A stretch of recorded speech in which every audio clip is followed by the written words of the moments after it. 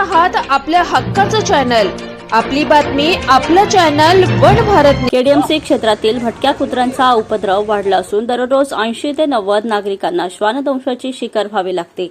या श्वानदंशानंतर रेबीज आजाराची लागण नागरिकांना होऊ नये यासाठी पालिका प्रशासनाने WVS होप या संस्थेच्या माध्यमातून भटक्या कुत्र्यांसाठी अँटी रेबीज लसीकरण मोहीम राबवली जात असून या लसीकरणाची सुरुवात कल्याण पश्चिमेकडील बैल बाजार परिसरातून करण्यात आली। या उपक्रमाबद्दल काँग्रेस पक्षाच्या गटनेत्या नगरसेविका कांचन कुलकर्णी यांनी प्रशासनाचे आभार मानले असून हा लसीकरण उपक्रम यशस्वी होण्यासाठी नागरिकांनी देखील सहकार्य करण्याचे आवाहन केले आहे। खूप खूप आभारी आहे मी महानगरपालिकेच्या आयुक्त महोदयांची की त्याची सुरुवात त्यांनी माझ्या म्हणजे डॉग वॅक्सिनेशन ड्राईव्हची सुरुवात जी आहे ती माझ्या प्रभागातून केली आणि खूप मोठ्या प्रमाणात छान काम करत आहे ती WHO होपची कंपनी आहे।